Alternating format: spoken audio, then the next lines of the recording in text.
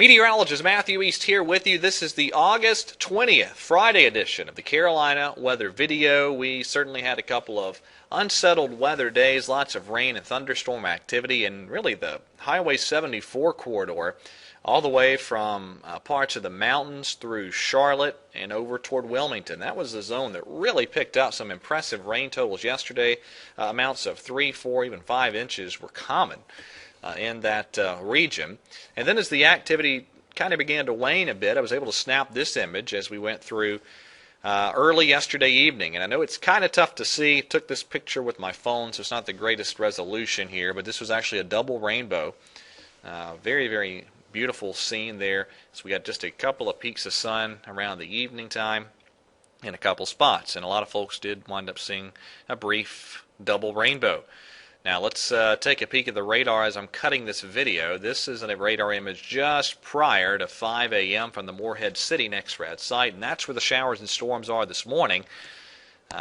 Places like Wilmington, Morehead City, parts of the Outer Banks down toward Columbia and Birmingham, seeing the showers and storms at this current time I'm cutting the video during the 5 a.m. hour. But that's pushing southeast, and for the Carolinas, drier air set to move in. These are the dew point temperatures, and a lot of folks still in the low 70s for dew points at this time. But there's some 50s for dew points right up here in West Virginia. And we're going to see at least some low to mid 60s for dew points today, and it will be noticeably less muggy. It'll be a big-time difference from where we've been through much of this week. Now let's take a peek at where the pattern heads next week. This is Monday. Actually, this is early Tuesday morning, 2 a.m. Tuesday. And the GFS is actually one of the least impressive models with how this upper air low carves out. But all the modeling's on board with a trough and an upper level low forming. As far as the Canadian and the European are concerned, they really carve out an impressive upper level low right over the region. And then another trough digs in toward the end of the week. So certainly no extreme warmth next week, and I think overall it's going to be a pretty quiet weather week for much of the week, but there will be some shower and storm chances early on. Let me get into that in the modeling here. First of all, today the drier air taking hold. It'll be a dry day for much of North Carolina. Still some shower and storm chances in South Carolina. Places like Charlotte, the Triad, hitting close to 90 this afternoon and significantly less muggy. Same deal tomorrow, some low 90s, still pretty low humidity. The GFS is one of the most aggressive models in bringing in the rain chances, but I still think most places in North Carolina outside of maybe the western mountains will stay dry, but again, Saturday there'll be the shower and storm chance in South Carolina.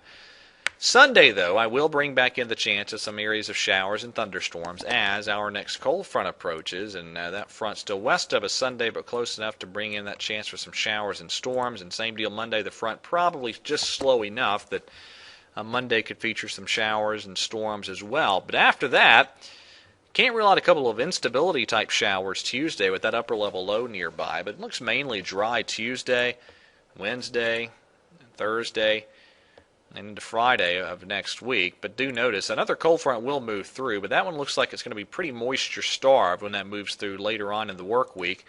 And a lot of the modeling indicating a nice Canadian high pressure settling into the eastern part of the country by the end of next work week into the following weekend. So maybe a nice push of some cooler air by a Friday or Saturday of next week. We're talking the 27th or 28th of August.